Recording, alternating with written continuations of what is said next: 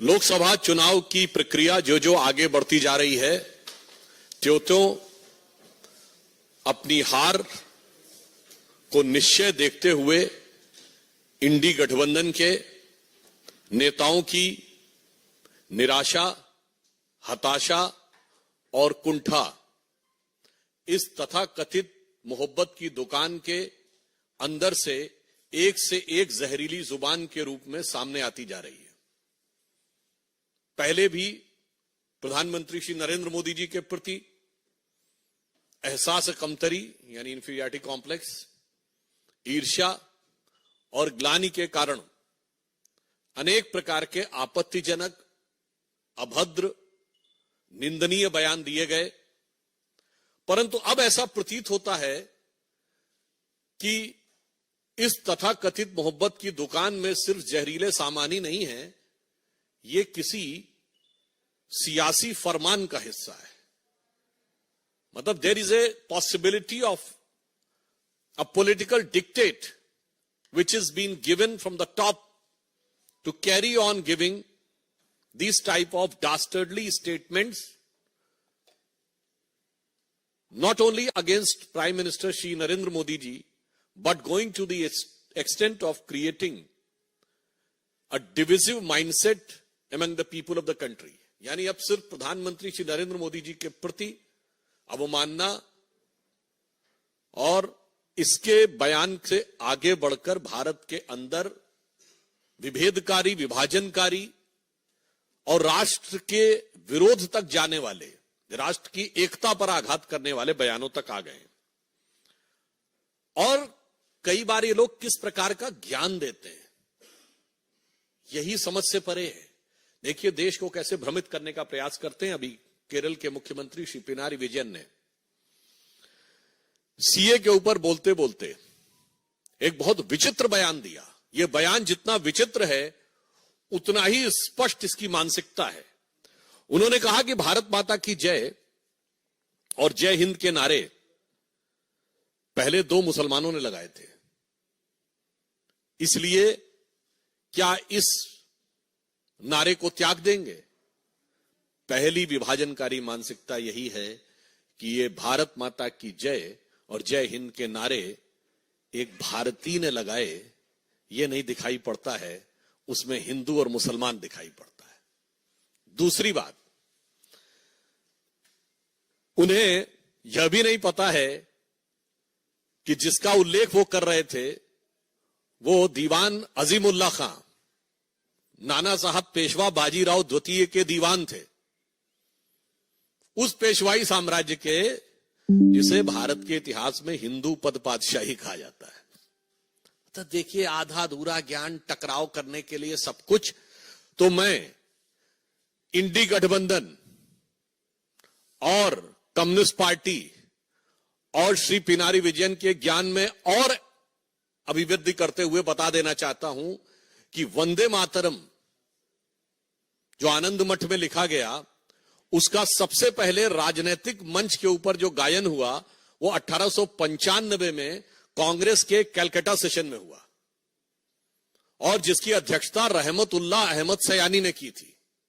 यही तो मैं कहना चाहता हूं, ये सब भारत की एकता के प्रतीक थे, मगर सियासत के मकड़ जाल में इन लोगों ने इन चीजों को इस रूप में प्रस्तुत कर दिया कि भारत की एकता के प्रतीक उद्घोषों को सांप्रदायिकता का प्रतीक बनाने का प्रयास किया। और जो चाल 100 साल पहले थी वो आज 100 साल बाद भी वही फितरत है। कृपया भारत की एकता और भारत के गौरव के उद्घोषों के ऊपर विभाजनकारी राजनीति से परहेज करना चाहिए। और पुनः मैं कह रहा हूं, इंडी गठबंधन इस बात का जवाब दे पूरी बात की, आई कहां से। और मैं पुनः कहना चाहता हूं, उससे भी आगे बढ़कर जिस भारत माता की जय और वंदे मातरम की बात कहते हैं, पहले तो पता नहीं उनको, शायद वो लेफ्टिस्ट ही ज्ञान है। अरे भाई, ऋग्वेद के पृथ्वी सूक्त में लिखा हुआ माता भूमि पुत्रो अहम पृथिव्या, ये धरती हमारी माता है, ये देश हमारी माता है और हम इसके पुत्र हैं। गीता भी माता है, गंगा भी माता है, गौ भी माता है, भारत भी माता है, धरती भी माता है, मगर कम्युनिस्टों को उसमें कुछ और नजर आता है। तो इसलिए अब यह सवाल स्वाभाविक रूप से बन जाता है कि इंडी गठबंधन के नेतृत्व के लोग इस बात का जवाब दें। अब आप आइए दूसरे राज्य पे। तमिलनाडु के मुख्यमंत्री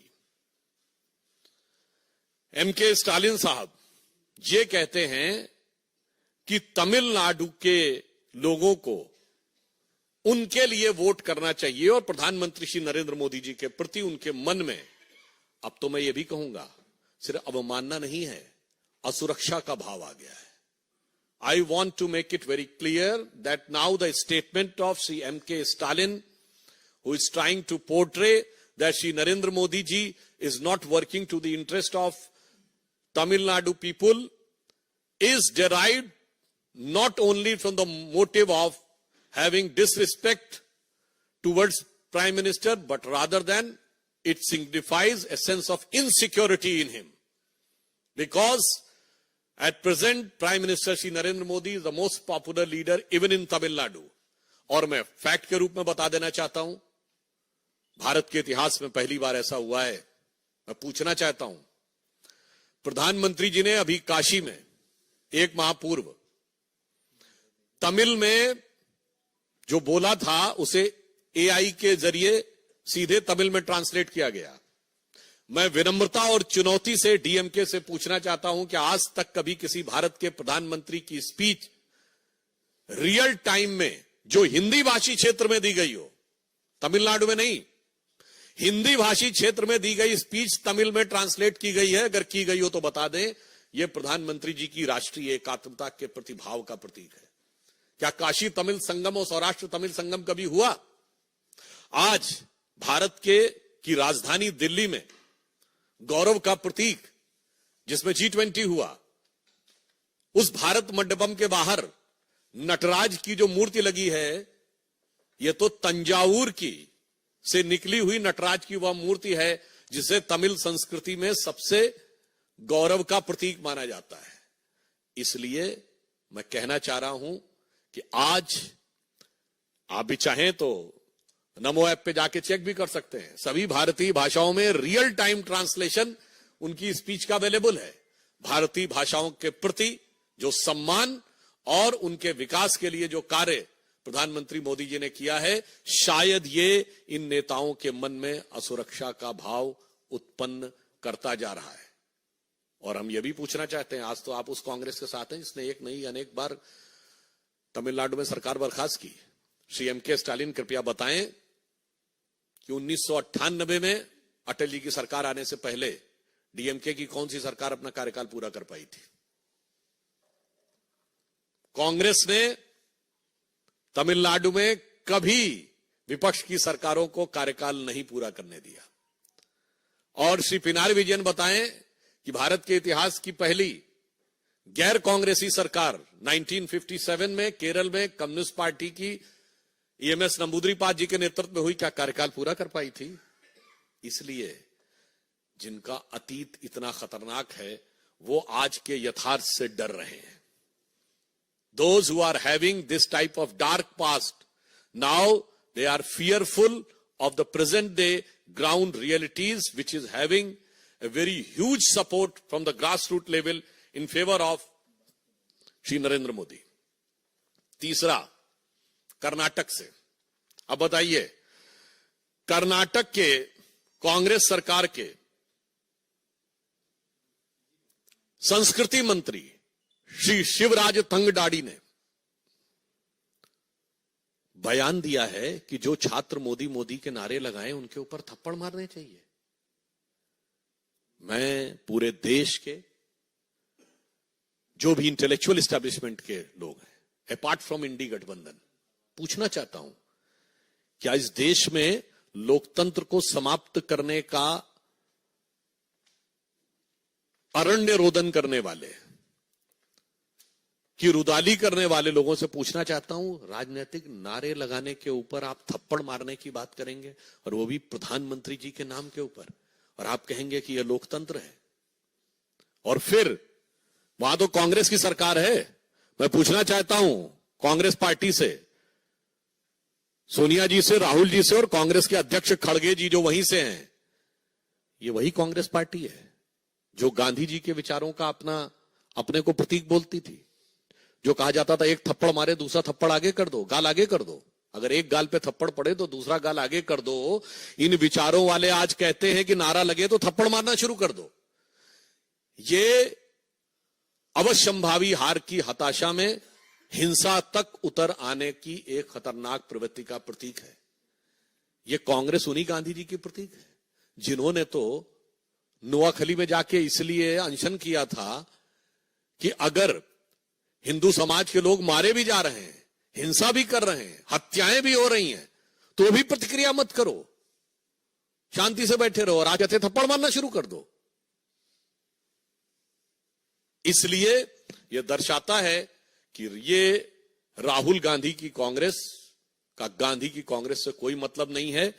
केरल का बयान इंडी गठबंधन के सीएम, तमिलनाडु का बयान इंडी गठबंधन के सीएम और कर्नाटक जहां प्रत्यक्ष कांग्रेस की सरकार है, कम से कम कांग्रेस को आज स्पष्ट रूप से यह बताना चाहिए कि इस प्रकार के विभाजनकारी, इस प्रकार के विभेदकारी और इस प्रकार के हिंसात्मक, this type of divisive and violence provoking statements are having any relevance in the democracy और नॉट। और मैं इसलिए यह कहना चाहता हूं इस चुनाव में जहां एक तरफ भारतीय जनता पार्टी और एनडीए प्रधानमंत्री श्री नरेंद्र मोदी जी के जांचे परखे और खरे नेतृत्व में प्रखरता के साथ जन जन का समर्थन लेते हुए 400 पार के लक्ष्य की तरफ आगे बढ़ रहा है, वहीं अंतर विरोधों से, कुंठा और अवसाद से ग्रस्त होकर अनेक प्रकार के नकारात्मक बयानों को देते हुए यह तथाकथित इंडी गठबंधन सिर्फ पराजय नहीं, मैं कहूंगा आत्मघात की तरफ आगे बढ़ रहा है। इसलिए मैं अंत में सिर्फ यह कहना चाहता हूं कि हम एक भारत श्रेष्ठ भारत पर विश्वास करते हैं। सारा भारत आज एक नए स्वरूप में आगे बढ़ रहा है। आज से तो हिमाचल मोदी जी के नेतृत्व में भारत एक नई करवट लेता हुआ दिख रहा है और भारत की युवा पीढ़ी बहुत स्पष्ट रूप से देख रही है कि उसकी आकांक्षाएं इस नई राजनीति के साथ हैं।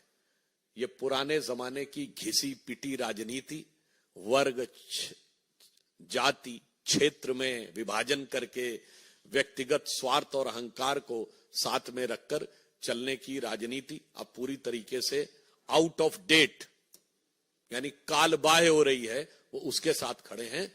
तो मैं देश की जनता से सिर्फ यह आह्वान करना चाहता हूं कि इन चुनावों में ऐसी प्रतिगामी शक्तियों यानी ऐसी रिग्रेसिव फोर्सेस को बिफिटिंग रिप्लाई दें, समुचित प्रत्युत्तर दें और मोदी जी के पक्ष में इस रूप में खड़े हों कि अरुण गगन पर महाप्रगति का अब ये मंगल गान उठा, करवट बदला अंगड़ाई ली सोया हिंदुस्तान उठा। धन्यवाद।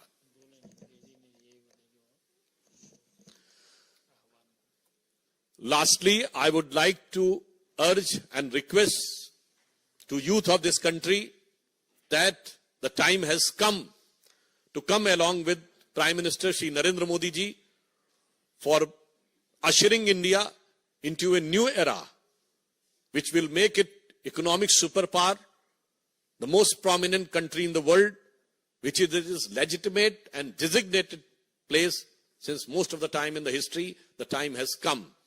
Rather than these type of outdated, regressive politics of the past generation, which was based upon division on the base of linguistic, division on the base of region, division on the base of caste, and trying to portray these things, and the real thing is to control all the wealth and power in favor of their family. This is to be discarded, and in new era, a new politics under Shri Narendra Modi ji is to be supported.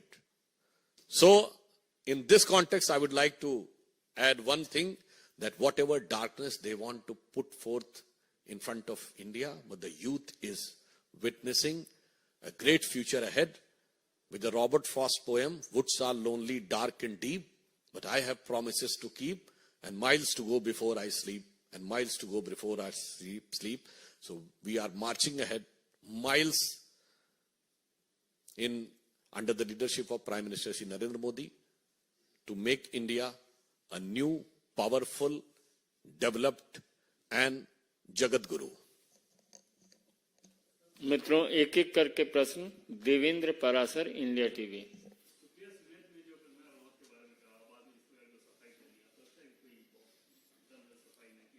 एक बात में तो बहुत दम है।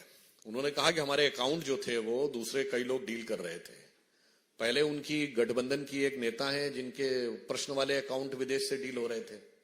अब कांग्रेस की आप ये समझिए, जो सोशल मीडिया की चेयरपर्सन है वो कह रही है उनके अकाउंट कई लोग डील करते हैं। वे बहुत साफ है कि कांग्रेस की जो बातें हैं, इनके अकाउंट्स कहां से डील होते हैं, ये देश को समझना चाहिए। कौन कौन सी शक्तियां डिजिग्नेटेड डिजाइन मैसेजेस भेज देती हैं जो सीधे एज इट इज कर दिए जाते हैं। ये अपने आप में इस बात को प्रमाणित करता है कि कांग्रेस और इंडी गठबंधन किसी अज्ञात शक्तियों के हाथ में खेल रहा है। एक मिनट सर। हिमांशु, आज तक। सर, आपकी पार्टी के एमपी हैं दिलीप घोष, उन्होंने आज एक बयान दिया है।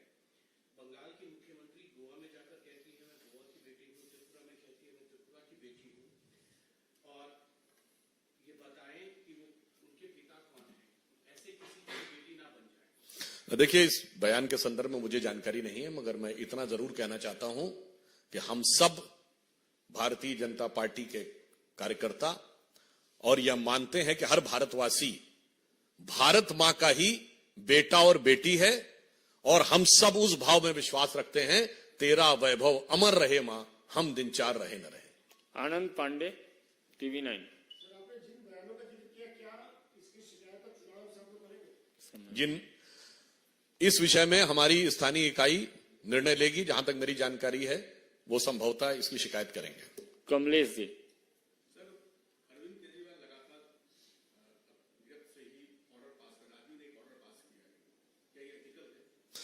देखिए, ये नई राजनीति का नया किरदार है कि कट्टर ईमानदार कारागार से आदेश पारित कर रहे हैं।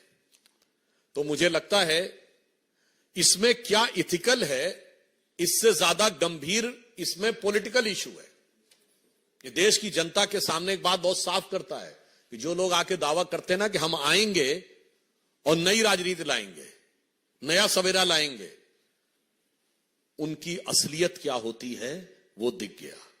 तो जो कुछ केजरीवाल जी कर रहे हैं, इसका जो तकनीकी पक्ष है, जो लीगल पक्ष है, उस पर तकनीकी और लीगल एजेंसीज काम कर रही हैं, पर यह एक संदेश देता है पूरे देश को कि अब प्रयोग धर्मी राजनीति का प्रयोग करने का अवसर भारत की जनता के पास नहीं है। भारत जिस निर्णायक दौर में है उसमें तपे तपाए आजमाए मोदी जी के नेतृत्व में आगे बढ़ने का समय है। किसी नई if anybody wants to indulge in the experimental politics, it can be very detrimental for the moral fabric of the country and of the society. Aishwarya Paliwal. Ravikant राय।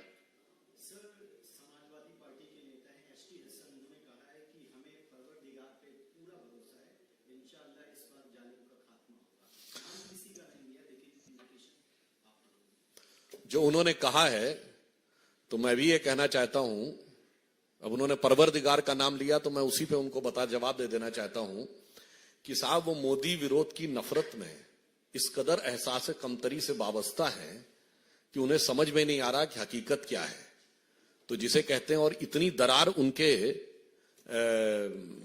दरो दीवार पे है कि परवरदिगार भी उसे बचा पाएंगे नहीं, मैं नहीं कह सकता। तो मैं उनके लिए कहना चाहता हूं कि इस गठबंधन में नहीं दिखती किसी को कोई दरार, क्योंकि हर दीवार पे चिपके हैं मोदी विरोध के इश्तेहार, और इस सिरे से उस सिरे तक सब शरीके जुर्म हैं। कोई तो जमानत पर रिहा है, कोई है फरार। इसलिए अब उनके लोग ही उनसे आजिज होकर, और देश की जनता कह रही है कि उनके लोग, यानी मैं केटी हसन और समाजवादी पार्टी के लोगों के लिए कहना चाहता हूं कि ये रश्क जन्नत अब मुझे रास आती नहीं, मैं तो जहन्नुम में ही खुश था ऐ मेरे परवरदिगार। Mohit Bhatt, Times now.